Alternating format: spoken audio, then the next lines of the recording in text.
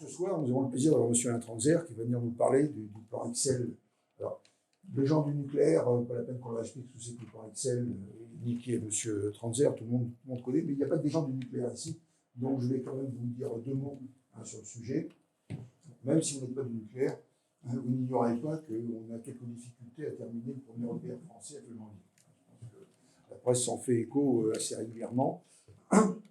Et ça a ému, bien entendu, à différents niveaux. Le gouvernement, il y a eu plusieurs audits, j'ai même eu la Cour des comptes. Le gouvernement a mandaté M. Jean-Martin Foll pour faire un audit de la situation. Qu'est-ce qui s'est passé, pourquoi? Donc cet audit, si ça vous intéresse, il est sur Internet, vous pouvez y avoir accès. Et en gros, l'audit raconte que c'est ce que j'appelle l'écosystème nucléaire qui a failli, l'écosystème nucléaire français, que ce soit EDF, les sous-traitants, les autorités de contrôle, les relations entre tout ça. Bref, on pensait qu'on savait toujours faire et on ne savait plus faire. Comme on veut relancer le programme nucléaire, c'est une question de commander 6 EPR et un petit réacteur, Word. Donc EDF a mis sur pied un programme Excel pour redynamiser cette filière, la remettre à niveau, donc à la fois sur les qualités industrielles, sur les compétences humaines, sur la gouvernance de projet. Et c'est le plan Excel qui est là pour remonter tout ça. Et pour conduire ce plan, on est allé chercher chez PSA M. Alain Tranzer, qui est X-Min, si je ne me suis pas trompé, et qui a fait donc l'essentiel de sa carrière chez Peugeot, une carrière brillante, avant de se faire aspirer par EDF pour venir diriger donc ce plan. Et donc il va nous expliquer où on en est, s'il reste encore des choses à faire, si tout est fait, s'il manque encore des boutons au guêtre des soldats nucléaires français, j'en sais rien, mais nous allons le savoir d'ici quelques minutes. Je vous passe la parole. Merci beaucoup. Je suis ravi d'être avec vous ce soir. Je dois être le moins expérimenté en nucléaire dans la salle. Je n'en doute pas, je me suis fait accompagner de Thierry Roland, un ex-futur retraité qui, lui, connaît la chose nucléaire bien davantage que moi, comme ancien patron des projets à Taishan et à Olkiluoto, donc la centrale en Chine et la centrale en Finlande. Voilà, donc moi, j'ai rejoint le nucléaire il y a 2 ans, après 30 ans dans l'industrie automobile. À la fin, en relation directe avec un certain Carlos Tavares, après avoir dirigé des projets, fait de l'usine, fait de l'ingénierie, bref, fait un boulot d'ingénieur automobile qui, petit à petit, a pris du galon. On peut peut-être passer tout de suite au slide suivant, qui résume ce que vous venez de dire, en fait. Donc, 28 octobre 2019, publication du rapport de Jean-Martin Foll, qui explique en une vingtaine de pages fort bien rédigées, eh bien, toutes les difficultés qu'il a perçues de Flamanville 3, cette centrale qui finit par durer 3 fois plus longtemps et coûter 3 fois plus cher que ce qui avait été promis à l'initiale. Annonce du plan Excel dans la foulée, et ma nomination qui a pris un petit peu de temps, nomination annoncée au 14 février 2020 et entrée effective dans l'entreprise au 18 mai 2020. Voilà, je suis rentré dans l'entreprise EDF en situation de confinement, en ayant recruté mon équipe en mode confiné. Voilà, donc je suis arrivé, gréement des équipes, une phase initiale de diagnostic. Il s'agissait de tirer tout le retour d'expérience issu du rapport de Jean-Martin Foll, à la fois dans la perspective des nouvelles centrales que les États français et britanniques voudront bien nous confier, donc il s'agit de donner confiance. Mais pour donner confiance, il faut donner des preuves de confiance, et pour cela, il faut donner à voir à la fois dans les exercices les plus difficiles du parc, et il y en a, et à la fois sur les terrains de jeu Flamanville 3 et Hinkley-Point-C. Hinkley-Point-C, vous le savez peut-être pas tous, mais c'est la centrale que nous sommes qui est en cours de construction dans le Somerset en Grande-Bretagne, qui est aussi un EPR. Donc une première phase de 6 mois, dans laquelle nous avons pris une 50aine de décisions, une 30aine d'engagements, avec un rythme rapide pour la maison EDF, pas forcément rapide pour moi, mais rapide pour la maison EDF, et une nouvelle logique de présentation du dossier, 5 slides maxi, 5 minutes maxi. On explique les faits, on fait des propositions, on prend des décisions, et ma foi, on demande d'avancer tout de suite et de faire l'analyse des impacts après, parce que le temps nous est compté. Et ensuite, une phase de 2 ans, dont je sors, qui est une phase 2 et 3, en fait, exécution de la décision pour en décrire des décrets d'application, et puis déploiement et capitalisation de l'ensemble. Et nous sortons de cette phase de 2 ans où nous avons piloté une trentaine d'engagements en mode task force. Et maintenant, nous sommes mûrs pour un déploiement plus pérenne en mode suivi des résultats quantifiés en mode pérenne au sein de la grande maison, parce qu'évidemment, modifier, comme on s'apprête à le faire, l'ensemble des thématiques, eh bien, ça prend du temps. Excel, c'est le plan de toute la filière. Donc, nous avons associé dès le départ 44 industriels à son élaboration dans la phase de cadrage. Et nous continuons à travailler cela avec une cinquantaine d'industriels de la filière. Et puis tous les opérationnels, parce que moi je suis l'aiguillon dans cette affaire-là, mais c'est bien sûr les opérationnels d'EDF et les industriels qui déploient en profondeur sur le terrain et qui obtiennent des résultats. Dans cette période-là, eh bien, nous avons créé l'équipe de contrôle des grands projets. Et j'ai retenu Thierry Roland, ex-futur retraité, pour la diriger. Cette équipe-là, elle est là pour faire un diagnostic à tout instant du projet sur la performance et la maturité du projet pour éviter à ce projet de se mettre en déséquilibre avant. Je reviendrai là-dessus tout à l'heure. Et puis, en termes de structure pérenne, eh bien, nous avons lancé des plateaux transverses. Un qui s'occupe de manager la chaîne des fournisseurs, un qui s'occupe de manager la standardisation, la simplification. Et nous avons récemment créé un métier qui est nouveau pour la filière, mais pas nouveau pour l'industrie, qui est le métier de supplier development. Je suis parti du postulat que notre industrie n'était pas une industrie à part.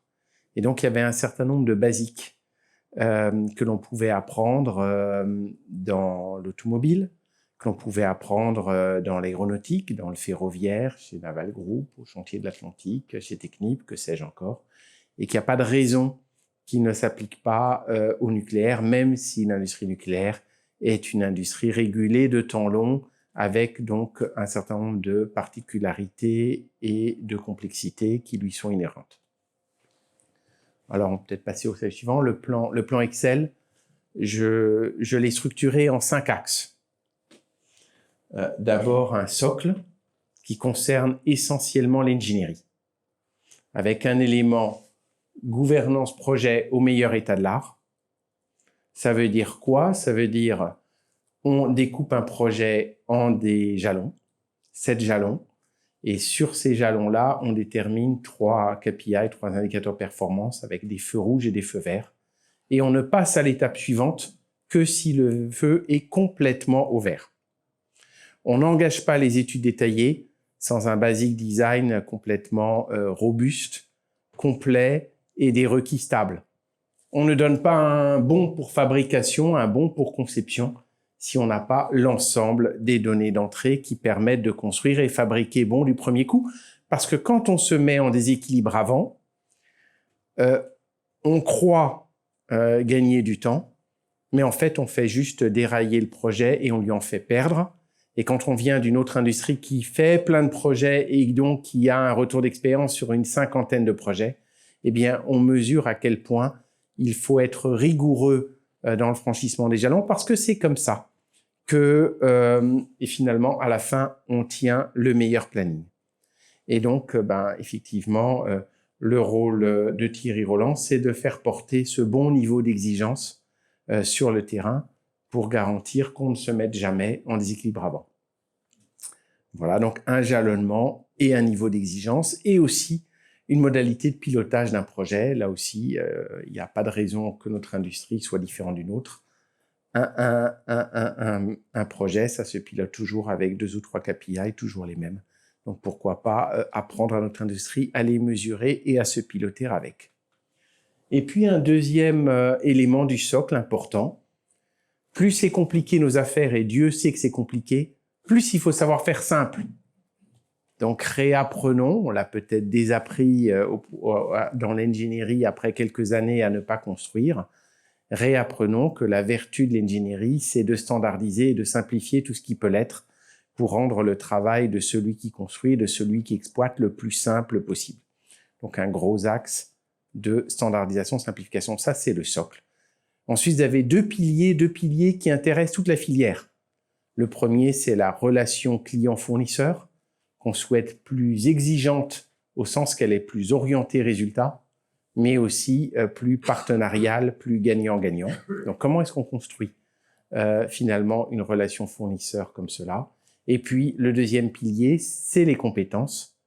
Il faut qu'on augmente nos compétences en quantité, en qualité. Comment est-ce qu'on peut s'y prendre au sein d'EDF et au sein de la filière? Tout ça au service d'une finalité, fabriquer et construire bon du premier coup, qui est simple comme deux KPI, hein, On-Time Delivery et On-Quality Delivery en anglais.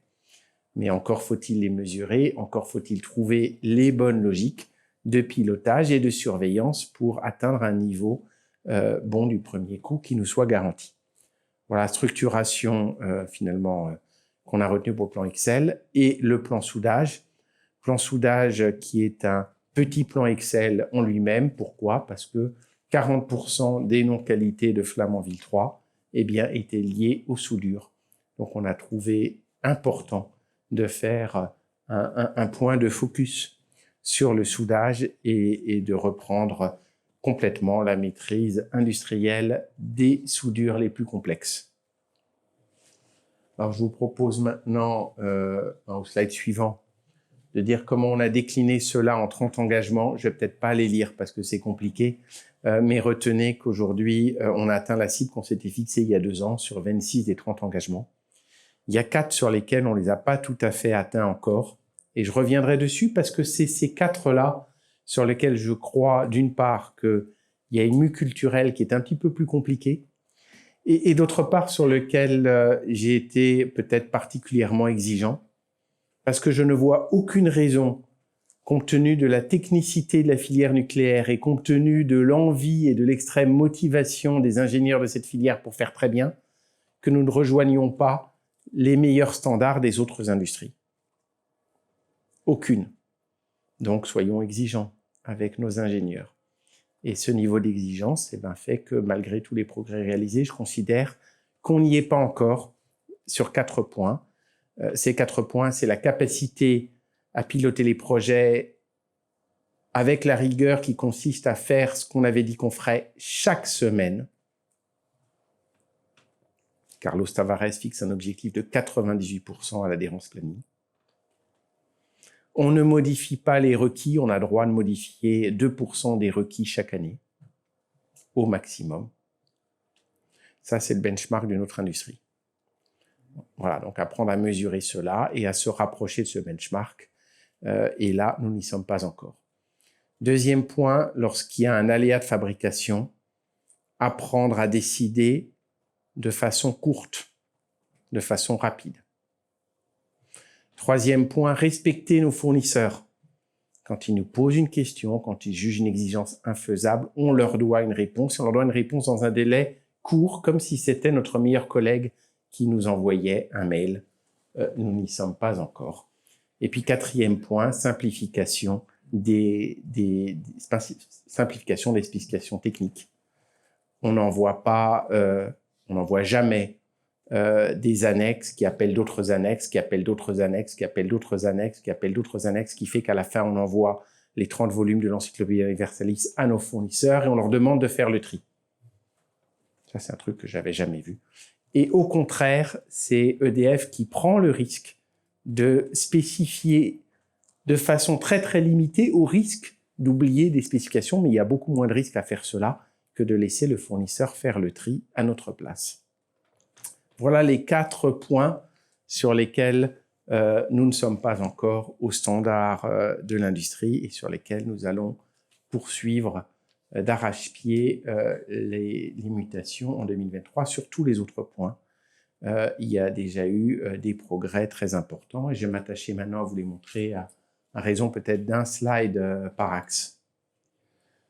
Alors, ces slides-là sont construits de façon assez simple. Vous voyez à chaque fois le titre de l'axe, son motto, les réalisations, les perspectives et 2 indicateurs. Donc, comme je l'ai dit, gouvernance projet, on veut garantir la maturité à 100% à chaque étape avant de passer à la suivante. On s'est doté du contrôle des grands projets. Thierry pourra en témoigner, l'équipe de contrôle des grands projets passe 30% de son temps sur le terrain auprès des opérationnels à relever le niveau d'exigence sur le terrain.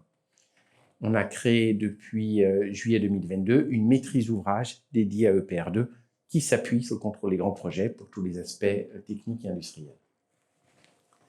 Je vous le disais, en restant sur le slide précédent, je vous le disais, un projet, pour moi, ça se pilote avec 2 KPI. On fait chaque semaine ce qu'on avait dit qu'on ferait. Et quand on a construit un livrable d'ingénierie, on ne revient pas dessus derrière. Donc, l'adhérence planning à la semaine, vous voyez comment elle a progressé sur Flamanville. Quand je suis arrivé, elle était de 55%. Elle est maintenant de 75%, c'est déjà beaucoup mieux. On n'est pas encore aux 90%. Mais si on regarde la liste des choses qui nous restent à faire pour autoriser le chargement du combustible d'ici 6 mois, eh bien, nous étions à 36 000 lignes en début d'année. Nous sommes à moins de 20 000 lignes maintenant. Preuve que la baignoire des éléments se vide. Et c'est ma foi comme ça qu'on va finir par y arriver, en levant une à une toutes les réserves. Et puis, le deuxième point, c'est le taux de rework, le nombre de fois qu'on a modifié un plan après avoir donné le bon pour construire. Alors, Flamanville, c'est autour de 200%, ça veut dire qu'on l'a refait 3 fois. HPC, Hinkley-Point-C, à date, c'est 45%. Évidemment, on se fixe comme cible d'être sous les 10% pour EPR2. La professionnalisation, on a formé plus de 1000 managers chaque année depuis que je suis arrivé aux grandes méthodes de conduite de projet pour que chaque ingénieur réapprenne un certain nombre de codes, à savoir, pour commencer, l'art de bien faire un planning, marger, co-partager avec le fournisseur. Et une cible de réplication, 60% des équipements de PR2 recopiés des EPR actuels, et Sizewell C, la future centrale nucléaire en recopie d'Hinkley-Point-C, 95% de recopie sur les équipements, bien que la source froide soit différente, donc en fait, c'est ce qui fait qu'on n'est pas à 100%. Voilà, la grande bataille devant nous, c'est le début des montages électromécaniques à HPC, une phase sur laquelle nous avons tout mis en œuvre, mais il reste à changer un peu l'organisation et la culture de nos amis britanniques pour piloter avec de l'adhérence planning à la semaine. Deuxième axe, donc la standardisation et la réplication. On n'avait pris que 3 engagements sur les 30, mais 3 engagements qui sont tellement importants pour dérisquer les projets. Premier engagement, on travaille en entreprise étendue. On travaille sur le même planning tous et dans le même outil de planification. On travaille sur la même maquette numérique tous et il n'y a pas de raison, il n'y a aucune raison qu'il n'y ait pas 10 000 ingénieurs, s'il le faut, de 200 entreprises, s'il le faut, qui travaillent au même temps dans la même maquette numérique parce que c'est ce qui se passe dans les autres industries. Donc, il a fallu lever un certain nombre de barrières, cybersécurité, accès à distance, propriété intellectuelle, et j'en oublie. Et ça a démarré cet été sur Hinkley-Point-C entre les entreprises qui font le design pour exécution des montages électromécaniques et EDF qui fait le design détaillé. Donc, il y a entre les deux un niveau de raffinement qui n'est pas le même. Et puis, tout le monde doit travailler à mettre tous les détails de définition. Et ma foi, quand on le fait tous ensemble dans la même maquette numérique, on garde la cohérence à tout moment. On évite de devoir réconcilier les choses. On gagne un facteur 2 en efficience. Et les équipes sont maintenant convaincues. Et c'est ce qu'on veut appliquer de façon systématique à partir de l'an prochain sur EPR2. Deuxième levier, apprendre à spécifier en langage sujet, verbe, valeur, plan de test. Plus jamais de langage verbeux. Et ensuite, apprendre à se dire Les documents qu'on envoie en annexe, eh ben, on tolère une vingtaine de documents, là où par le passé, il y en avait 80 qui eux-mêmes appelaient des renvois de documents. Ben non, là, il n'y a plus de renvoi de documents, il y a 20 documents full stop. Et puis, on dit, ben, il y a une liste des requis fournisseurs. Et ben, cette liste des requis fournisseurs, on leur dit, a priori, quelle est notre vision des choses. On s'attend à voir dans tel document, avec tel mode de preuve, la manière de respecter telle exigence. Donc ça, c'est parti. Il y a une partie de l'ingénierie qui a complètement basculé et l'autre qui est en train de basculer. Mais il y a encore des progrès à faire dans la démarche de simplification. Ceci dit, sur une pompe monocellulaire toute simple, on peut passer assez vite de 3000 exigences à 200 exigences. Et en moyenne, on peut gagner, sur les pièces qualifiées, c'est évidemment plus difficile, un facteur 3. Troisième point, des catalogues d'usage obligatoire. Une centrale nucléaire, si vous regardez les équipements, vous avez la moitié en coût des équipements qui sont fournis par deux entreprises, l'entreprise Framatome et l'entreprise Arabelle Société Anonyme, je vais l'appeler comme ça parce qu'elle n'a pas encore de nom, donc qu'on a racheté à General Electric. Ça, c'est la moitié. Ensuite, vous avez entre 70 et 100 équipements critiques qui forment un quart, qui sont des gros équipements qu'on achète à l'unité au maximum coefficient 4 pour un réacteur, parce qu'il y a 4 trains. Et ensuite, vous avez tout ce qu'on achète à plus que coefficient 4. Et tout ça, c'est éligible à la standardisation et à la massification. Voilà, vous voyez ce qu'on appelle les catalogues d'usage obligatoire. Donc, on se dit, dorénavant, on conçoit avec des briques de Lego, définies en diversité limitée. Il n'y a plus 39 hauteurs de portes possibles, il n'y en a plus que 3. Il n'y a plus 13 309 robinets possibles, il n'y en a plus que 570, et ainsi de suite.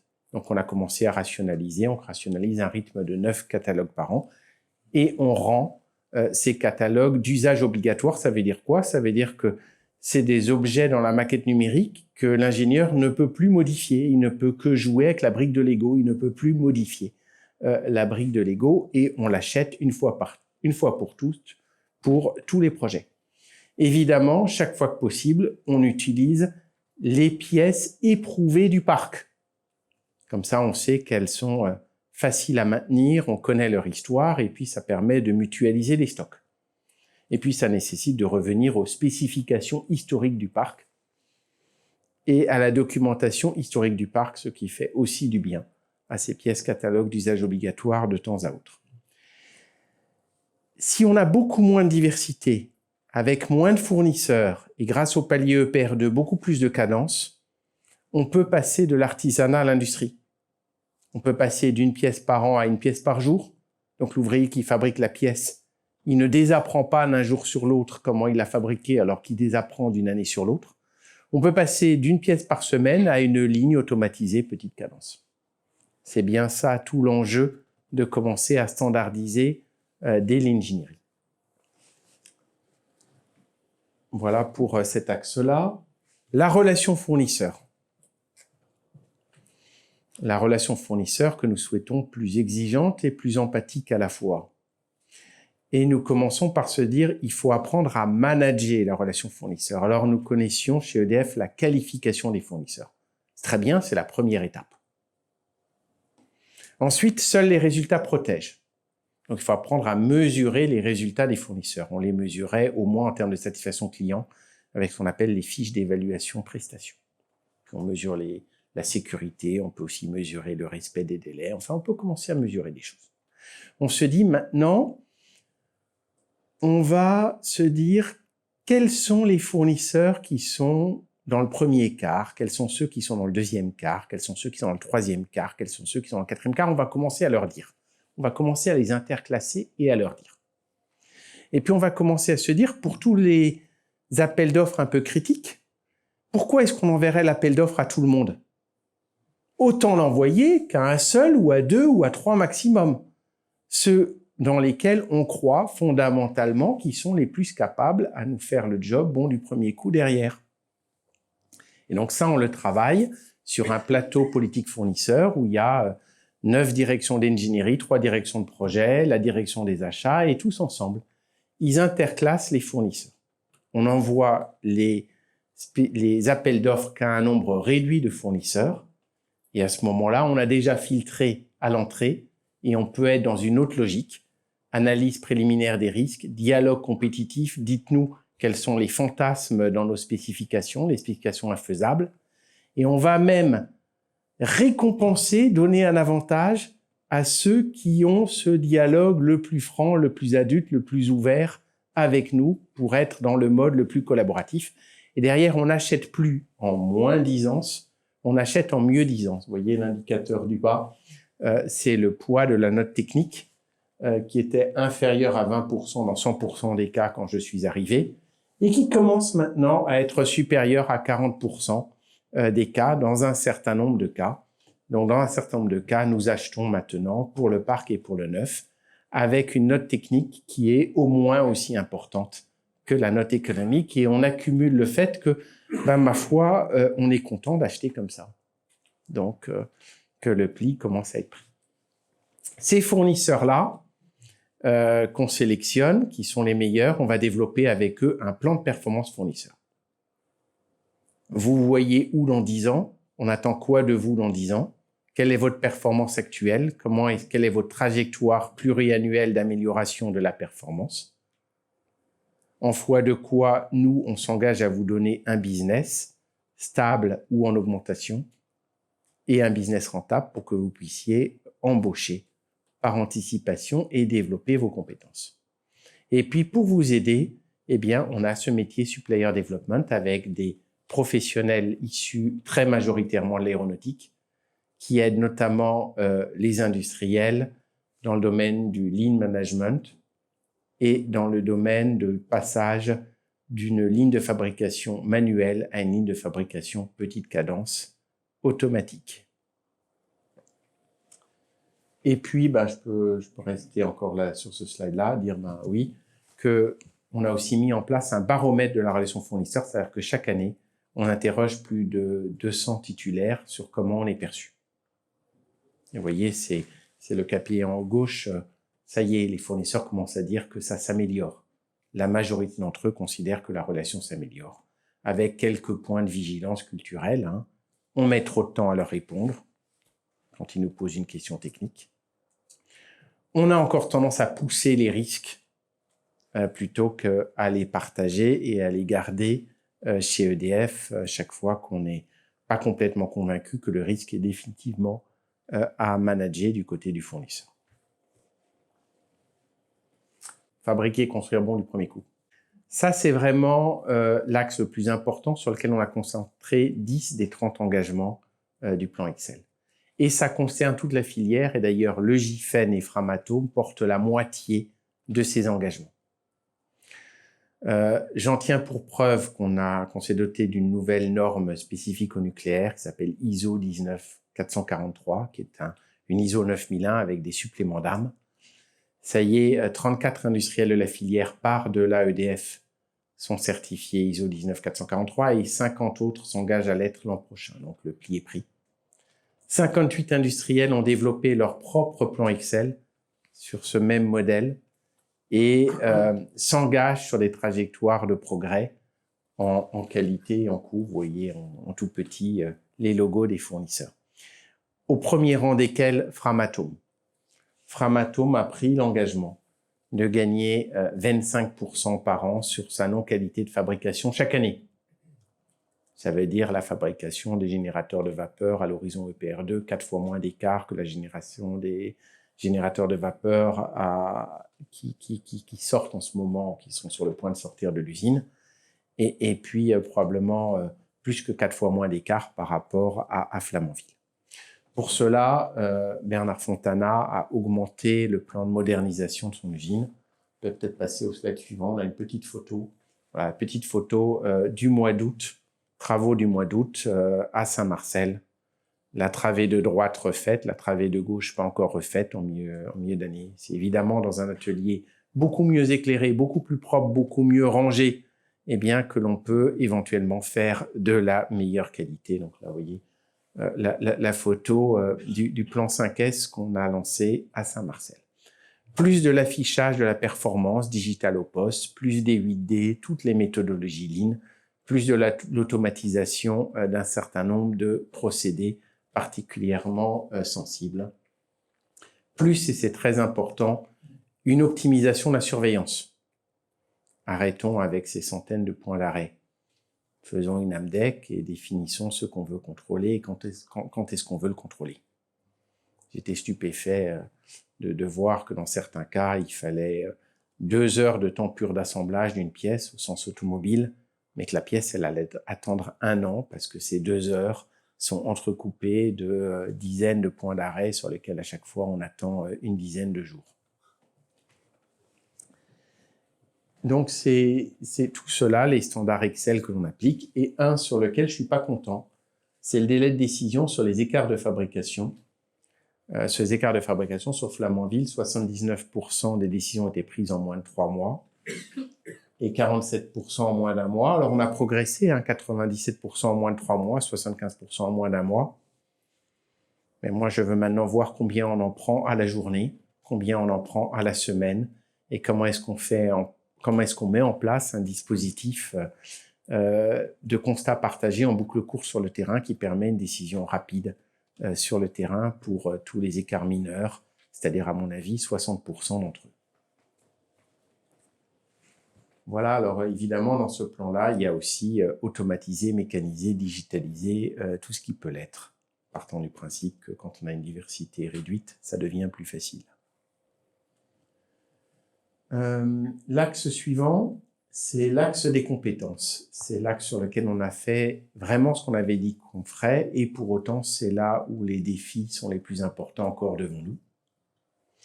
Parce que il y a 1 salarié sur 2 qui doit rejoindre la filière nucléaire qui n'est pas présent dans la filière aujourd'hui. C'est la seule filière industrielle qui va fortement augmenter ses effectifs dans les 8 années qui viennent, à supposer, et je pars de ce présupposé, que nous ayons réellement des commandes de nouveaux réacteurs de l'État français et de l'État britannique. Dans cette hypothèse-là, nous passerions de 220 000 emplois dans la filière à 300 000. C'est une occasion unique de réindustrialiser la France. C'est pas avec la filière automobile qu'on va gagner des emplois en France, moi je peux vous le dire. C'est une filière que je connais bien. Donc c'est un challenge. Alors c'est un challenge pas tant pour EDF qui avait déjà anticipé et s'était entraîné à embaucher massivement chaque année depuis des années. Du côté EDF, qu'est-ce qu'on a fait? On s'est dit, tout nouvel ingénieur du nouveau nucléaire doit commencer à passer 4 mois dans une centrale en exploitation, en construction. Et s'il passe pas 4 mois minimum sur le terrain, on peut pas en faire un ingénieur spécificateur, un ingénieur concepteur. Deuxième chose qu'on s'est dit, les parcours croisés entre l'exploitation et l'ingénierie, on les a doublés. On a voulu doubler les flux, on pourrait faire mieux encore, mais on a voulu doubler les flux de parcours croisés entre l'ingénierie et l'exploitation pour amener davantage de compréhension d'un monde par rapport à l'autre. On a augmenté les budgets formation, on a développé le knowledge management, une sorte de Wikipédia du nucléaire qui est accessible à tous, qui fait que nos bases de données et l'information circulent mieux dans l'entreprise.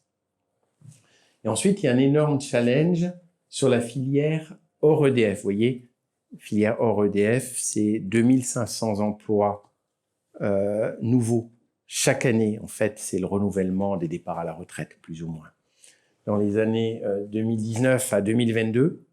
Et là, tout d'un coup, quand on leur dit « bah oui, mais maintenant, on a un exercice beaucoup plus difficile avec le grand carénage et la visite des 40 ans, et en plus, il y a les EPR2 », eh bien, ils se retrouvent face à un mur d'embauche. On leur demande de quadrupler, en fait, le rythme de leurs embauches. Alors, pour ce faire, eh bien, on s'est doté d'outils. On n'a pas encore fait la démonstration qu'avec ces outils-là, on va attirer suffisamment de jeunes vers nos emplois. Alors, ces outils, lesquels sont-ils? Le premier, on peut peut-être passer au slide suivant. Le premier, c'est l'outil Match développé par le GIFEN. Le GIFEN consolide les prévisions de sous-traitance de tous les exploitants de la filière avec une vision à 10 ans. cette vision est en millions d'euros. Ensuite, on traduit, grâce à la puissance des bases de données et de leur traitement moderne, on traduit ces millions d'euros en effectifs. C'est statistiquement vrai. Voilà, quand on rajoute 100 millions d'euros d'intervention sur les centrales, statistiquement, ça fait tant de bonhommes en soudage, tant de bonhommes en électricité, etc. Évidemment, il y a un biais, mais statistiquement, c'est vrai.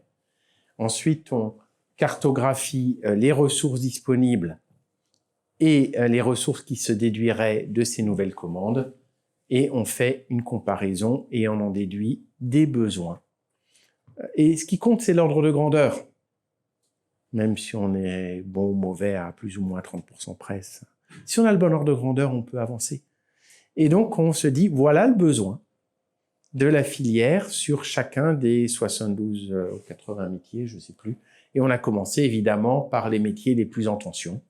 L'ingénierie, les soudeurs, les tuyauteurs, chaudronniers, forgerons, fondeurs, électriciens, maintenanciers, automaticiens, et j'en oublie quelques-uns. On a commencé par ces métiers les plus sensibles, niveau Bac Pro, Bac plus 2, et évidemment également aussi les ingénieurs. Et puis après, le deuxième outil, c'est l'université des métiers nucléaires, qui n'est pas une université comme un lieu physique, c'est plus quelque chose qui vient consolider en rapprochant finalement dans les régions, là où on a le besoin d'emploi et là où il y a les bonnes initiatives locales, eh bien le monde académique, le monde industriel et le monde de l'emploi. Bon, il y a 3 régions qui sont très importantes pour la filière. C'est la région Normandie. Évidemment, on va avoir besoin de beaucoup de gens en Normandie avec l'ancrage territorial et les nouvelles centrales qu'on construit d'abord là-bas. La région Île-de-France au titre de l'ingénierie et la région Rhône-Alpes au titre de l'ingénierie et de l'industrie. Et donc, on a créé eh bien, des campus ou des associations dans chacune des régions. Et on regarde ensuite avec ces régions-là comment est-ce qu'on peut créer des nouvelles formations. Comment est-ce qu'on peut flécher davantage les jeunes vers ces formations? Comment est-ce qu'on peut donner aussi, sur les formations existantes, une coloration nucléaire, un module nucléaire, pour donner envie, par exemple en école d'ingénieur, à aller choisir l'option nucléaire en rendant cette option particulièrement attractive avec des stages, des formations dédiées. Comment recourir massivement à l'alternance et puis peut-être un dispositif de bourse, je crois qu'il est sur le slide suivant. On développe avec un certain nombre de lycées un système de bourse à hauteur de 200 boursiers, 600 € par mois. Et ma foi, quand dans un lycée, les 3 ou 4 plus méritants d'une classe reçoivent une bourse, eh ben, ça aide à l'attractivité complète de cette filière. Donc, il y a un coefficient multiplicateur. On n'a pas besoin d'avoir 2000 boursiers pour être attractif pour 2000 jeunes. Avec 200 boursiers, on peut très vite être attractif pour 2000 jeunes. Et là, c'est évidemment un dispositif ciblé sur Bac Pro et Bac plus 2. Et là, vous avez une liste des lycées avec lesquels on travaille. Vous voyez qu'on travaille à la maille locale, en ancrage territorial, comme EDF sait d'ailleurs très bien le faire. Alors, tout ça, ça nous permet d'avoir dorénavant un indicateur adéquation charge-ressources et de le piloter dorénavant. On a un site monavenirdans-le-nucléaire.fr qui recense déjà 1900 formations disponibles et orientées nucléaires. Et puis, bien sûr, il nous faut en développer probablement quelques autres, puisqu'on voit que localement, on a des manques. Mais le plus gros manque, c'est surtout de flécher les jeunes vers l'industrie. Et là, il y a une deuxième jambe qu'il ne faut jamais oublier, c'est la jambe de l'attractivité, la productivité qui est liée à l'organisation du travail. Je prends l'exemple des soudeurs. Les soudeurs, ils aiment souder, ils n'aiment pas attendre.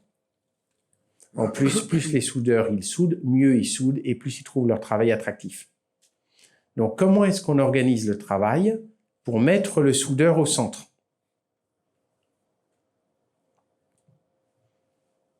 Voilà. Alors, on a aujourd'hui un challenge très fort avec la corrosion sous contrainte qui a été d'une certaine façon l'épreuve du feu du plan soudage. Et parce que tous les industriels qui avaient co-construit le plan soudage se sont dit, là, c'est vraiment l'occasion d'appliquer. Donc, on se raconte le film en amont, on entraîne les soudeurs sur un environnement totalement représentatif, en combinaison, et puis ils font 3 fois de suite le geste technique bon avant d'être autorisés à travailler en centrale. En centrale, on organise le travail avec la logistique intégrée, c'est-à-dire quelqu'un qui passe dans l'équipe du matin et qui s'assure que tout est prêt pour le soudeur. Sa machine est branchée, sa bouteille d'argon est remplie, sa zone est balisée, un certain nombre de papiers sont préparés en avance pour que quand le soudeur arrive, sa charge mentale soit diminuée et qu'il puisse souder. Innovation, on soude à fil chaud et pas à fil froid, donc on soude 2 fois plus vite. Au global, avec ça, les soudeurs se prenant de la dose, en corrosion sous contrainte, parce qu'on est dans une zone radioactive, ils ont été 4 fois plus efficients. Et le taux de réparation, il a pu tomber sur le chantier témoin Civoin à 1%. Donc voilà, il y a matière à progrès en appliquant systématiquement les engagements du plan Excel sur le plan soudage et c'est ce qui a été fait et maintenant, évidemment, on ne veut plus revenir en arrière. Cependant, les soudeurs, on en a besoin de plus. Vous voyez, on était à 500 soudeurs. Avec la corrosion sous contrainte, on a dû monter d'un peu plus de 100. D'ailleurs, on a dû reprendre des Américains pour faire instantanément le petit pavé gris, vous l'avez entendu dans la presse. Et à terme, on pense qu'il nous faut 2 fois plus de soudeurs, sauf si on réussit à augmenter le temps métal du soudeur. Et là, il ne nous en faudra pas 2 fois plus. On va marcher sur les 2 jambes. On va viser à en former 2 fois plus. Et en même temps, on va viser à gagner au moins 1 heure de temps métal, à la fois sur les chantiers neufs et sur le parc en exploitation. Autre réussite du plan soudage, la création de la Haute École de formation en soudure, EFAIS. 40 personnes qui sont rentrées en formation à partir de cette rentrée scolaire en septembre 2022, 200 à terme.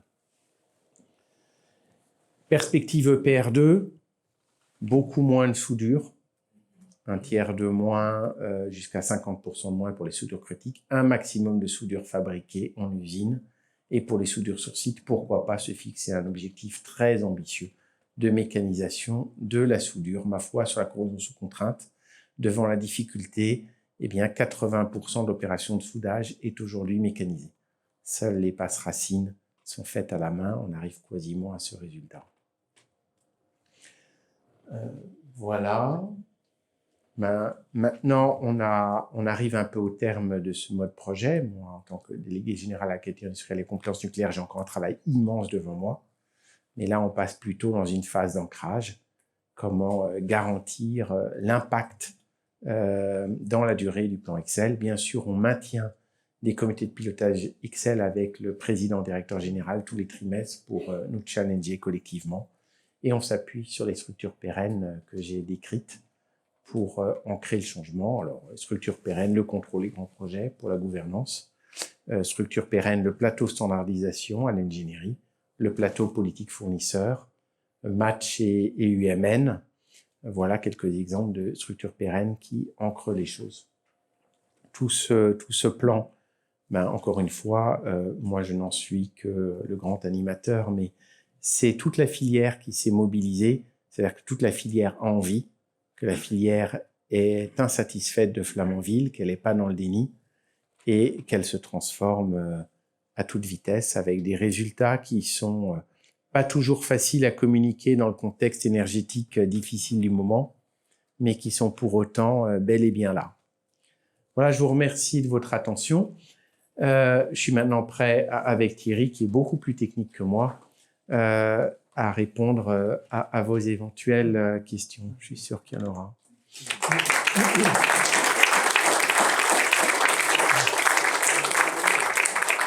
Merci infiniment pour cet exposé qui était à la fois clair et passionnant. Enfin, personnellement, j'avais, comme beaucoup de gens, entendu parler du plan Excel, mais voir une vision de l'intérieur, ça change complètement les choses. Et je veux dire, pour avoir participé de ma carrière à quelques grands projets, rétrospectivement, je regrette qu'on n'ait pas eu un plan Excel auparavant, parce que je pense qu'on aurait gagné du temps et de l'argent sur un nombre de sujets. Alors, je vais poser la première question, c'est le privilège du présentateur. Il y a un acteur que je n'ai pas vu dans votre présentation, c'est l'autorité de sûreté. parce que dans les décisions que l'on prend, elle joue quand même un rôle dans la validation des décisions, l'autorisation des décisions. Donc, est-ce que vous avez pu travailler sur l'amélioration des relations avec l'autorité de sûreté pour faciliter la prise de décision effective? Oui, alors bien sûr, moi j'ai un point très régulier, une fois tous les 2 mois, avec le président de l'ASN. On travaille ensemble ces choses-là. Oui. Il a aussi d'ailleurs une mue culturelle à réaliser au sein de l'ASN. Et donc on interagit, il me challenge, je le challenge. On ne parle pas des sujets opérationnels irritants. Là, c'est Cédric Lewandowski et Xavier Ursa, les directeurs exécutifs qui sont à la manœuvre. Mais on se dit comment est-ce que il peut m'aider. Et ma foi, il s'engage dans le cadre d'un effet palier sur EPR2 à stabiliser le référentiel. C'est le premier engagement que j'avais besoin de sa part. Donc évidemment, sauf s'il y a un nouveau Fukushima, sauf s'il y a un événement de sécurité très grave, évidemment on ne le souhaite pas, qui nécessiterait de faire des choses sur le parc, au même titre que sur EPR2, eh bien, on se dit, le référentiel de sûreté du premier réacteur, c'est celui du palier. Ça, c'est là où j'avais absolument besoin de lui. Deuxième chose, l'optimisation de la surveillance. On ne peut arrêter ces points de notification systématique que si les organismes notifiés et la direction industrielle sont tous les deux embarqués. Donc, comment casser cette spirale de la défiance? On a maintenant des leviers modernes, on peut tout enregistrer par caméra, on peut tout tracer, on peut tout mettre en blockchain. Et les inspecteurs peuvent même vérifier 4 ans après, en regardant le film, comment l'opération a été réalisée. Et on veut être dans une logique où les inspecteurs deviennent des gens qui sont au service des opérateurs et pas l'inverse. Donc, ce n'est pas les opérateurs qui attendent les inspecteurs. Et en plus, on se met d'accord sur ce qui est réellement nouveau, important, difficile. Et c'est ça ce que l'on inspecte. Et on revient au sens de l'inspection. Le sens de l'inspection, c'est l'objet et pas la documentation qui accompagne l'objet. Là-dessus aussi, il me soutient énormément.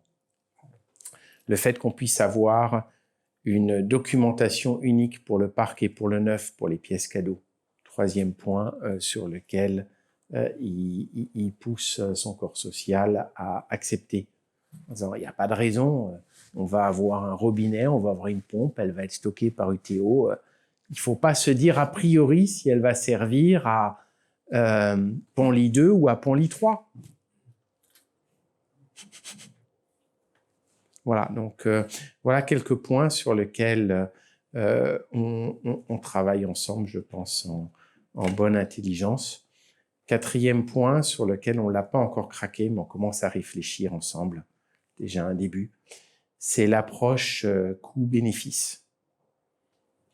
Moi, je viens d'une industrie où quand vous rajoutez un équipement en plus dans la boucle, il y a une chose qui est certaine, c'est que vous rajoutez des pannes. Et quand vous rajoutez des pannes, vous expliquez aux 200 pays sur lesquels il y a la régulation que vous dégradez la sûreté. Évidemment, vous rajoutez des équipements aussi pour rajouter normalement aussi de la sûreté. Comment faire cette approche coût-bénéfice en termes de sûreté? J'ai commencé dans un métier qui s'appelle le châssis. J'étais responsable des suspensions direction frein, donc fallait pas perdre les freins, fallait pas perdre le volant, sinon il y a des procès, et puis il y a des morts. Et il faut être capable de justifier de la sûreté des voitures. Bon. Proven by use.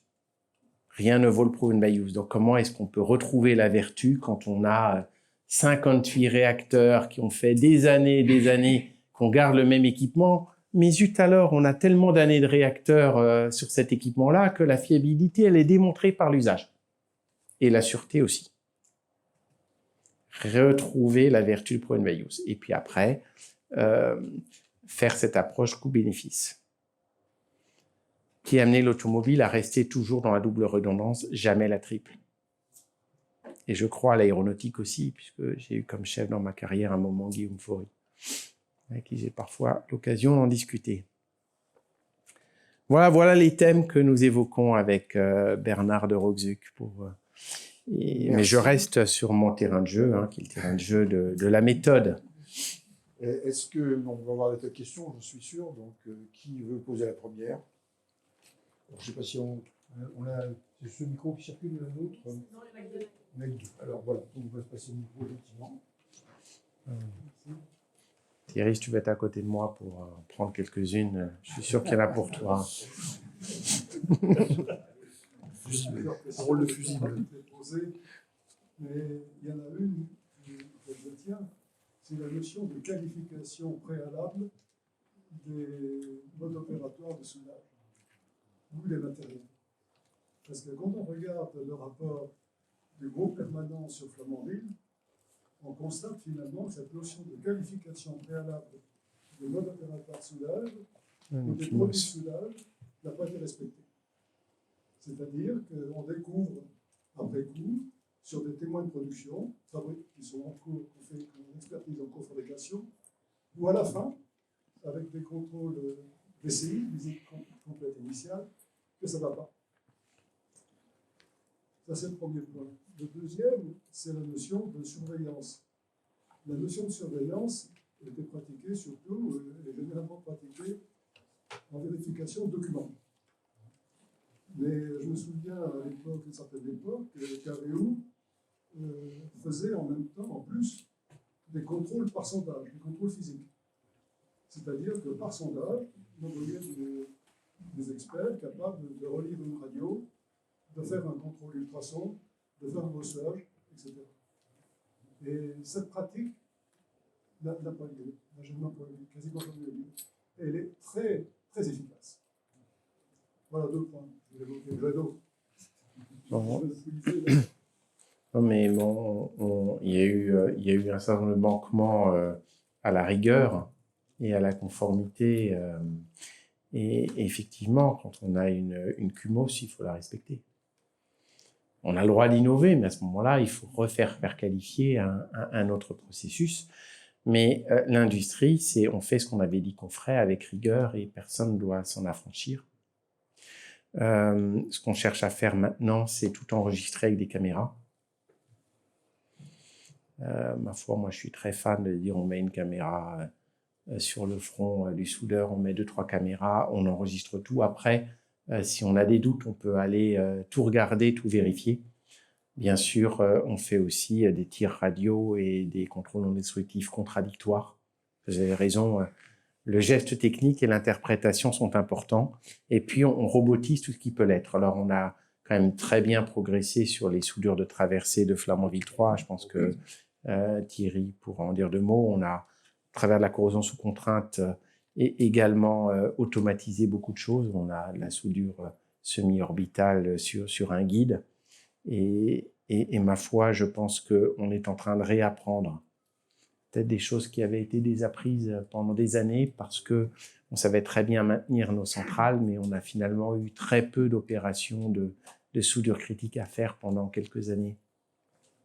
Voilà mon sentiment. Après, Thierry, je ne sais pas si tu veux rajouter quelque chose là-dessus, parce que tu connais beaucoup mieux le sujet que moi. On peut dire sur les soudures de Flamanville, sur les traversées vapeur, les 8 soudures ont été entièrement filmées par Westinghouse.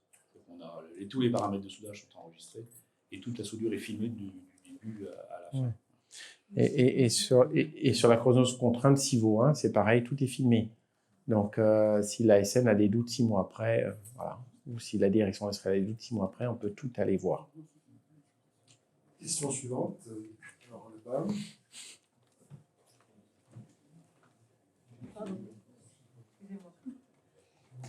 Dans la relation client-fournisseur, vous avez parlé de ne faire des appels d'offres qu'avec les meilleurs. Mais est-ce que c'est compatible avec les lois concernant les appels d'offres? Mais bien sûr. Ouais. Mais bien sûr. Pour autant, Jean-Bernard Lévy a émis vers Bruno Le Maire une demande d'exemption au Code des marchés publics. Et j'espère bien qu'on va l'obtenir. Mais même si on ne l'obtient pas, c'est possible. Le Code des marchés publics, il faut le respecter, mais c'est aussi une ombrelle. Et quand on veut aller au bout de la compliance, du bout des ongles, de l'alpha et de l'oméga du Code des marchés publics, on ne peut plus rien faire. Si on regarde la jurisprudence, on peut faire beaucoup plus de choses. Voilà. Et j'avais une autre question sur le pourcentage d'avancement d'études avant d'attaquer vraiment sur le chantier. C'est-à-dire qu'il me semble que à l'époque sur l'EPR, on s'était fixé un taux d'avancement des études assez élevé, puis je pense qu'on ne l'a pas tout à fait tenu. On a commencé à construire, donc Bien sûr. derrière, ça entraîne souvent beaucoup de modifications. Est-ce que vous êtes fixé effectivement un meilleur taux d'avancement des études avant d'attaquer le chantier pour le PR2? Je vais laisser Thierry répondre.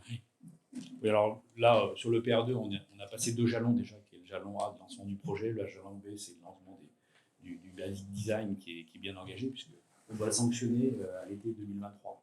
Donc on va passer un jalon C, qui consiste d'ailleurs, alors du basic design, on passe au detail design, qui veut dire que derrière, l'execution design se prépare. On a défini la semaine dernière les critères pour franchir ce jalon.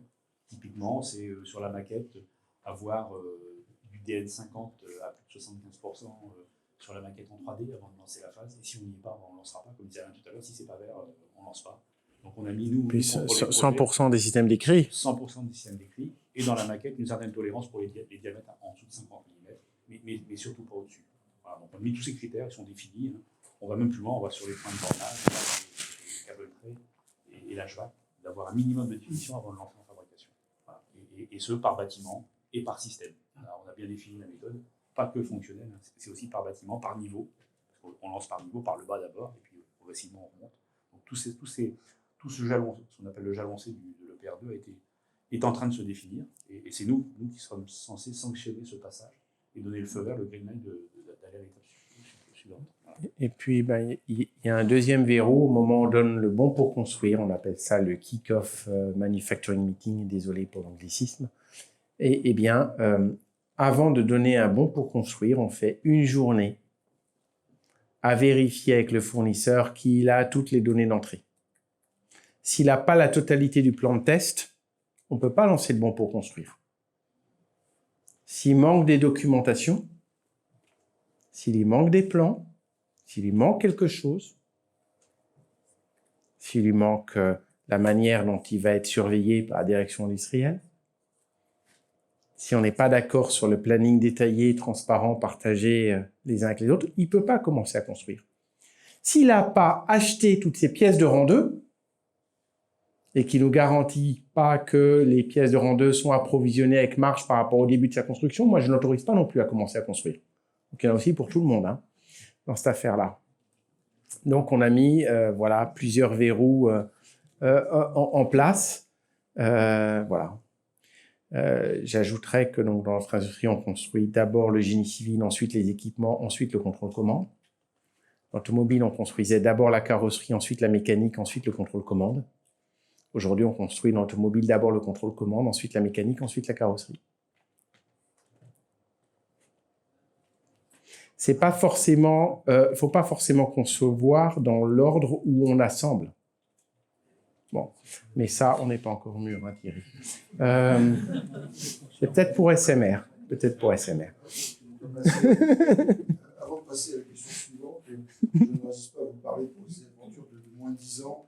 J'ai toujours dans mon ordinateur une copie d'une lettre de Vauban, qui était délégué général pour l'environnement de son époque, à Louvois, ministre de la Défense, pour la politique de moins de 10 ans, qui commence en disant « C'est cette conduite, monseigneur, qui nous attire que fripon, malfaçon, etc. » Le problème n'est pas récent. Non, mais... Question suivante. Alors, il y en a plusieurs. On a déjà parlé de d'autres. Allez, hop. On aura encore 2-3. Bonjour, moi j'avais une question à propos du planning, parce qu'un des gros problèmes, il y a Oui. une urgence en ce moment au niveau de l'énergie, c'est réduire le planning le plus possible pour disposer de l'énergie Oui. dès que possible. Et est-ce que vous avez travaillé justement pour raccourcir les plannings? J'ai travaillé pour l'allonger. Allonger le planning théorique et ensuite respecter le planning théorique. Premier exercice qu'on a fait avec Étienne Dutheil, vous savez qui est Étienne Dutheil, c'est le patron du parc. On s'est dit on va faire un planning standard margé, un périmètre standard, et on dit à tous les centrales nucléaires sur un arrêt simple rechargement, sur un arrêt tranche standard. Vous allez travailler tous de la même façon, avec le même périmètre et le même planning. Et ce planning, c'est pas les coulisses de l'exploit. Et on vous demande dorénavant de ne pas faire mieux que le planning, de faire tout le planning, rien que le planning au jour près. Alors ce planning, il a été allongé de 20% en théorie. Et en pratique, maintenant, on a réduit terriblement la dispersion. Parfois, il durait un certain nombre de jours, parfois, il durait le double. Maintenant, la dispersion, elle est très faible, plus ou moins un jour, et la performance moyenne s'est améliorée. Merci Étienne Dutheil pour avoir tenté cette expérience. Ça m'a permis de démontrer que c'est ça qu'il fallait faire dans le nucléaire neuf. Parce que c'est ça que j'ai appris. Je peux vous donner des plannings très très courts d'ingénierie, mais ça commence toujours par on met des marges dans le planning, sinon on se ment. On se ment parce que sur 10 000 activités, il y a toujours des grains de sable. Donc comment vous les... voyez ? Et puis quand vous devez recommencer à replanifier, ça c'est l'horreur. Parce que les ingénieurs, ils sont pas sur le terrain à vérifier que tous les jours on fait ce qui était prévu. Ils replanifient. Je veux pas des ingénieurs qui replanifient leur PC, je veux des ingénieurs qui sont sur le terrain. Donc ça nécessite un planning margé. Donc on a commencé à la rallonger. EPR2, on l'a rallongé, Thierry et moi, de 15 mois. Par rapport à un planning qui était supposé robuste, avant que tous les deux on le regarde. On a rajouté 15 mois. Et je pense que là, on n'y est peut-être pas encore, mais on s'en approche du planning robuste. Mais l'intérêt, c'est après de donner confiance en faisant chaque année ce qu'on avait dit qu'on ferait. L'intérêt, c'est que quand on réserve de l'activité chez nos fournisseurs, on la réserve au bon moment. Vous voyez, donc c'est comme ça qu'on raccourcira les plannings, en les rallongeant au début.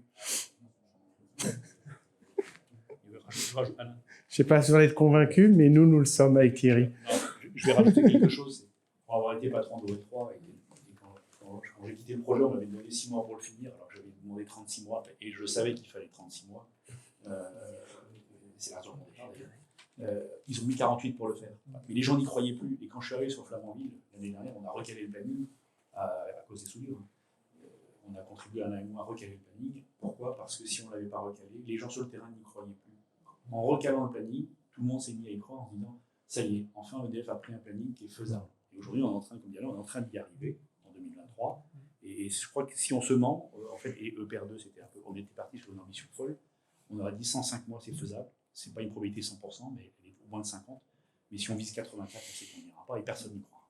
Voilà. Bon, mais EDF avait annoncé 56 mois. Mais voilà, ça reste une bataille. Hein. Ça reste une bataille. On a une sorte de disconnect entre le politique et l'industriel. Mon sentiment, c'est que le politique anticipe pas assez les choses, sur le fond de ma pensée, et puis il voit pas les choses arriver, il n'anticipe pas assez la décision qu'il doit prendre, et puis quand il la prend, c'est déjà trop tard. Et ensuite, il demande à l'industriel d'accélérer, il le pousse à la faute, et donc du coup, ça devient encore plus que trop tard.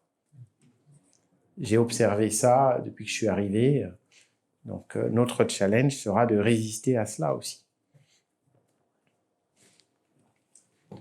Une question là-bas, beaucoup de questions, on va réfléchir à tout le monde.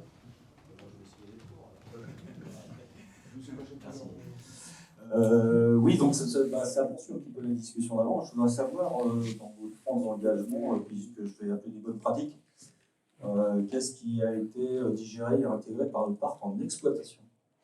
Alors, par le parc en exploitation, plusieurs choses. Bon, ça va aller, jusqu'à 20h, ça va aller.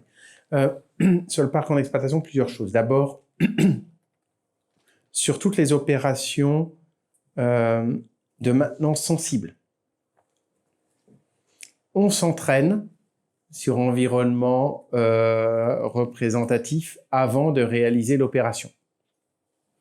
Et on ne qualifie pas une entreprise. À la fin, on qualifie un opérateur ou un écosystème, mais de 2-3 personnes autour de l'opérateur et l'opérateur qui savent faire bon du premier coup. Voilà un point qu'on a travaillé main dans la main. Un deuxième, c'est ce que je disais, le planning standard margé, et on cherche à faire chaque jour ce qu'on avait dit qu'on ferait. Le troisième, sur les visites décennales et les arrêts de tranche, on dit maintenant que 95% du périmètre doit être conforme au périmètre défini par le national.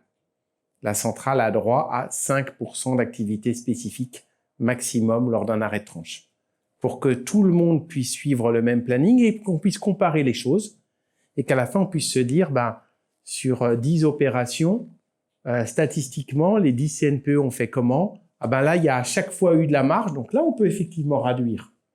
Ou là, il y a beaucoup de variabilité, donc il faut aller regarder. Donc voilà quelques exemples où on est tout à fait en relation. Et Étienne Dutheil et Antoine Vassallo sont 2 des 10 sponsors du plan Excel avec lesquels on travaille donc, au quotidien. Oui, bonsoir. Merci pour cette présentation. Là, on voit bien le travail que vous entreprenez pour vous rapprocher des standards d'industrie. Moi, je viens d'automobile, un peu comme vous, je crois. Et effectivement, on a des standards qui ont été rodés au cours des années précédentes pour améliorer le coût, le délai, la qualité. Et dans la démarche, on voit bien les différents aspects que vous travaillez, réduction de carry-over, gestion des fournisseurs, tous ces trucs-là. Je voudrais savoir, est-ce que vous avez réussi à, comme on l'a dans l'automobile, à construire un processus qui va fédérer tous vos métiers? C'est pas un planning, hein, c'est un processus qui décrit les activités des uns et des autres et qui permettent de se retrouver à des jalons. Vous en avez parlé tout à l'heure, hein, vous passez des jalons pour donc, on liste des attendus, on passe des jalons et tout le monde arrive aux jalons, ce qui garantit d'une certaine façon le planning, puisque chaque activité est jalonnée et fédérée par un jalon. Voilà. Est-ce que vous avez réussi, dans une centrale qui est compliquée, à construire un processus global de ce qu'est le développement d'une centrale telle que vous l'avez? Alors, on y travaille énormément avec les équipes d'Advance de Thierry Chal, qui s'est déjà beaucoup professionnalisé sous la pression des Anglais à l'occasion de l'Hinkley Point C. Donc, qui a mis en place des séquences, qui a mis en place des handovers, qui a mis en place des points de réconciliation entre les différents métiers et que l'on révise avec un œil neuf et sur lesquels on fixe des objectifs, qui sont des objectifs classiques de l'automobile, une fois qu'on a un échéancier livrable. Vérifier qu'on ne se raconte pas la belle aventure de sortir 40 livrables à la semaine si on n'a que la bande passante pour en sortir 10. Et ensuite mesurer le lead time et le rework. Et responsabiliser chaque manager première ligne, seconde ligne sur ces éléments-là. Donc oui, ça vient assez bien dans l'ingénierie. La vraie grande bataille maintenant qu'on a pour nous, c'est la construction du chantier. Ce sont les montages électromécaniques. Comment faire en sorte, on s'est raconté un planning, que l'on va respecter la séquence dans les montages électromécaniques. Donc ça, c'est notre challenge collectif avec Thierry, d'être beaucoup présent sur le terrain en Grande-Bretagne au début des montages électromécaniques et d'être très exigeant sur un certain nombre de méthodes. Et là, tu peux peut-être prendre la main. Et on peut aussi parler d'organisation là et de tout ce que toi, tu as appris du passé sur ces sujets-là. En fait, sur ce montage électromécanique, nous-mêmes, contrôle du grand projet, on fait partie des comités de passage de revue, GATE Review avec les Anglais. Je suis le seul Français d'ailleurs dans la GATE Review. Et donc, on est présent à 7-8 personnes à sanctionner ce qu'on appelle le handover 1 qui va servir à faire le detail design, l'execution design, et le handover 2 qui va permettre de lancer en fabrication, puis le handover 3 en montage. Et ça, on est présent. On est présent et on donne un avis, un go ou un no-go par zone, en fonction de la disponibilité du matériel, des plans, des modifs qui sont dans le tuyau, parce qu'on sait à peu près ce qu'on appelle les CTS, les technical change qui sont dans le tuyau, ce qui va arriver, certains on sait qu'elles vont impacter 100% du batch, d'autres 20%. Donc en fonction du risque, 20% on prendra peut-être le risque, 100% on ne le prendra pas. Donc, on a mis en place ce processus avec les directions de projet. Alors ça ne fait pas plaisir parce que comme Diana, les projets, le directeur il va avancer quoi qu'il arrive. Et nous, notre rôle c'est de leur dire là, faut pas. Il ne faut pas aller plus vite que la musique, le risque pris et peut être plus cher à la fin que le stand-by. Donc ça, c'est pas un exercice facile pour le CGP de dire stop, mais parfois il va falloir qu'on fasse. Oui, bonsoir. Merci pour la présentation qui donne confiance dans l'avenir de la filière nucléaire, dont la France a bien besoin. Moi, j'avais une question un peu plus générale. Aujourd'hui, on voit que vous avez bien progressé dans les chantiers de progrès. Quel est votre objectif en termes de coût par mégawattheure que vous espérez atteindre? Parce qu'on est très loin du compte aujourd'hui sur les projets en cours. C'est quoi l'objectif, la ligne bleue pour vous? Oui, alors avant ça, d'abord, il faut se rappeler que plus vite, c'est moins cher et qu'il y a une très forte sensibilité des coûts au délai. Prenez la centrale d'Hinkley-Point-C, si elle prend 1 an de retard, il y a presque 4 milliards d'euros de dépenses en plus, 3 milliards de recettes en moins sur la première année, plus tout ce qui tourne autour, on joue donc autour des 7-8 milliards par an. Donc c'est juste colossal. Après, pour répondre plus précisément à votre question, la vérité des prix d'une nouvelle centrale nucléaire de type EPR, nous on la voit autour de 70 € du mégawattheure. Je pense que ça, c'est un chiffre qui est tout à fait atteignable. Et c'est un chiffre qui, brut de fonderie, semble beaucoup plus élevé que les énergies renouvelables, et il l'est. Mais en fait, quand on regarde le fait que notre affaire, elle est pilotable, que ça marche quand il n'y a pas de vent, qu'il n'y a pas de soleil, qu'on n'a pas de problème de stockage, et qu'on fait une analyse complète en analyse cycle de vie sur un siècle, on se rend compte qu'en fait, c'est compétitif. C'est compétitif et, ma foi, la crise actuelle avec la guerre en Ukraine a retiré beaucoup d'état d'âme par rapport à cela, parce qu'on se rend bien compte que la souveraineté et la capacité finalement à être exportateur net et la capacité à avoir des marges dans le système électrique devient primordiale. Et qu'il ne faut pas sous-estimer l'électrification des usages, comme on l'a fait dans quelques rapports il y a quelques années. Et donc, on a besoin de beaucoup plus d'électricité et d'électricité pilotable dans les années qui viennent. Donc, voilà. Mais je pense que 70 € du mégawattheure, ça peut être un bon chiffre. C'est plus que le parc. C'est plus que le parc parce que les coûts ont augmenté et parce que la complexité a augmenté. Je pense que le nombre de kilomètres de tuyaux, le nombre de pompes, le nombre de robinets, le nombre d'équipements rapportés à la puissance d'une centrale, c'est le palier 900 MW qui est imbattable, si on regarde ces ratios.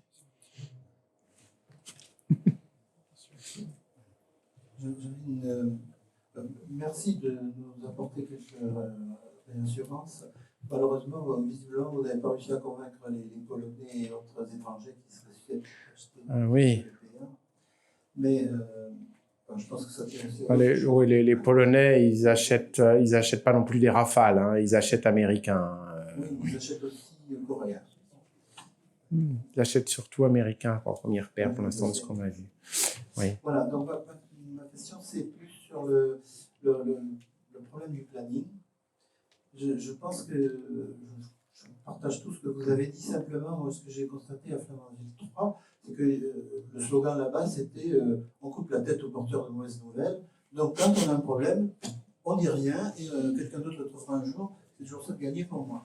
Donc ça c'est d'abord super dangereux pour la qualité du produit, mais aussi c'est pas de la culture sûreté. Et vous n'avez pas parlé de culture sûreté dans votre exposé. Donc je veux savoir ce que vous faites sur la culture sûreté qui n'est pas évidente en ingénierie, alors qu'elle est évidente, je pense, en exploitation, mais pas tellement en ingénierie. Ça, c'est... Oui. L'autre chose que je voulais dire aussi, c'est on réinvente là des choses qui se faisaient dans le temps. Quoi. Je ne vais pas parler comme un vieux, mais par exemple, là, ce que vous avez dit sur la surveillance, on a aussi des cheveux gris. Les entreprises, ça s'est perdu parce qu'on a créé la direction des achats qui a dit on prend le moins cher, mais avant on faisait pas comme ça, on avait des shortlists et on prenait le meilleur techniquement en le convaincant de baisser ses prix. C'était comme ça.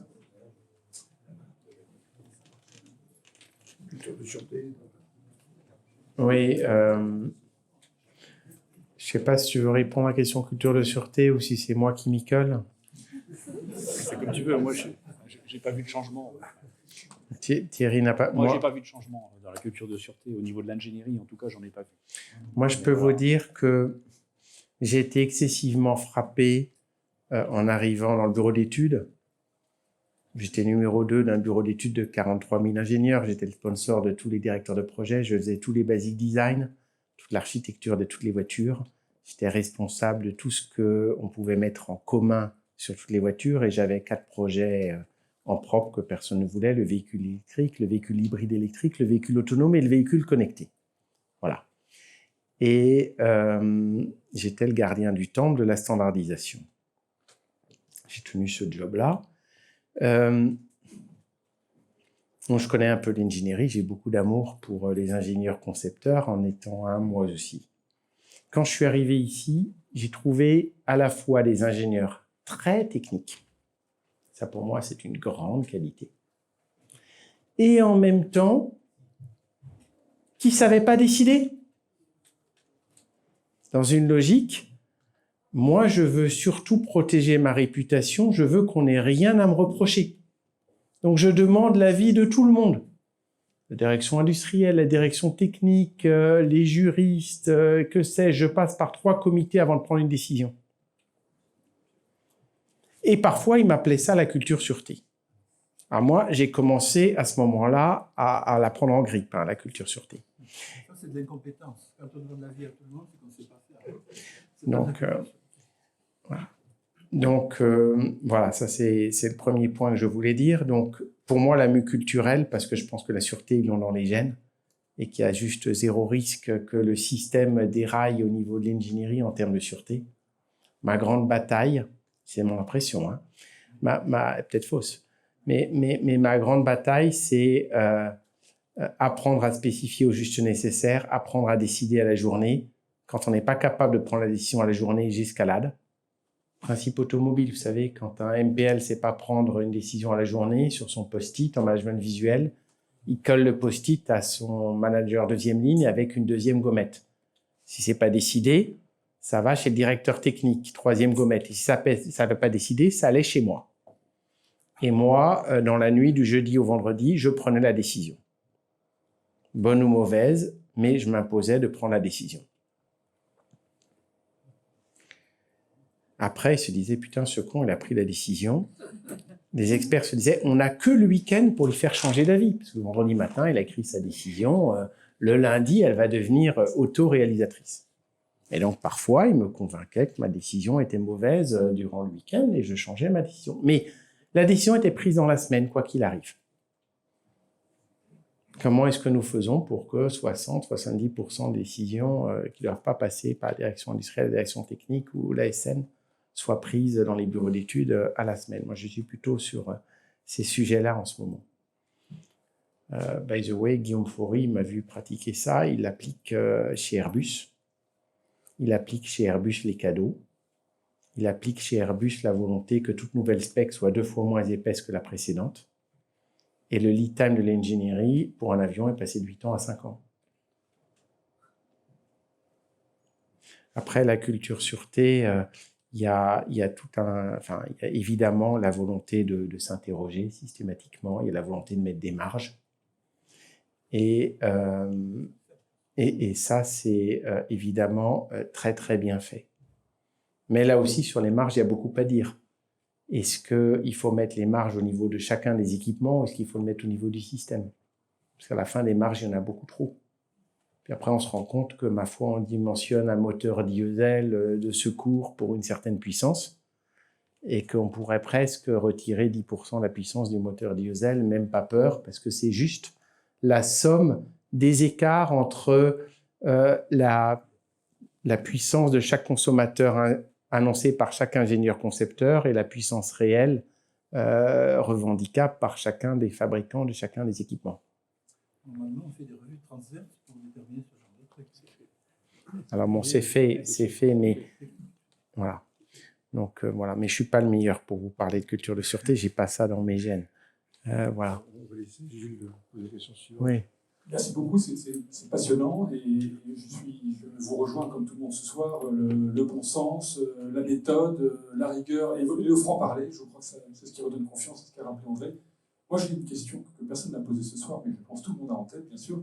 Vous avez parlé de jambes, alors je ne me trompe pas, la première, le match...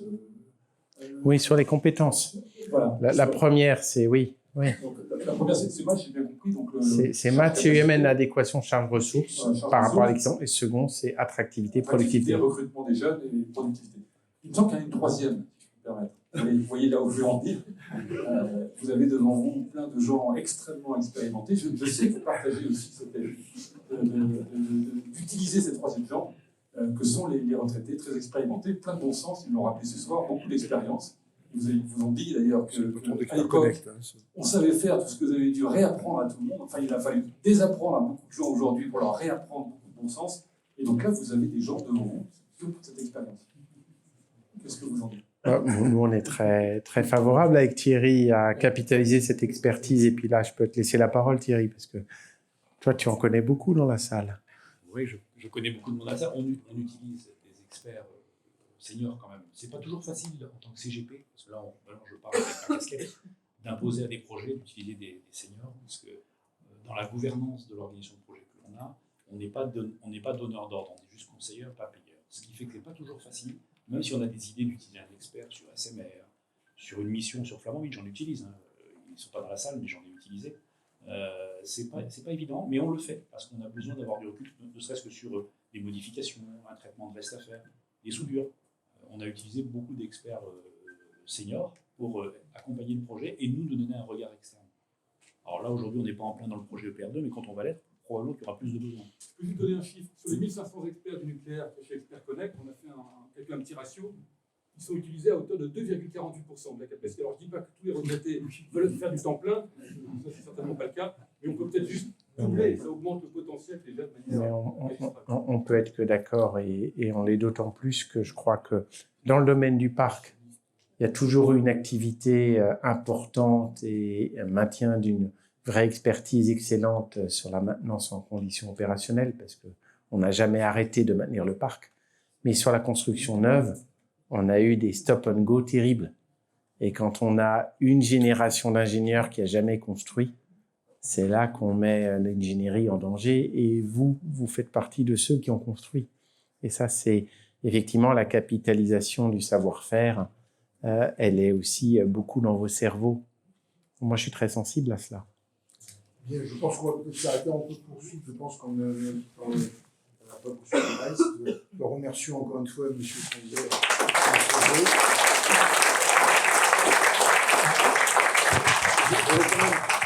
Juste pour terminer, vous raconter une anecdote qui va dans l'autre sens.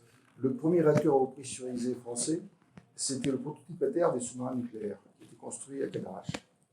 La spécification, l'ingénieur qui a été chargé, c'est un ingénieur qui avait fait son ANREX, Jacques Chevalier, le ministère lui demandait d'écrire la spécification.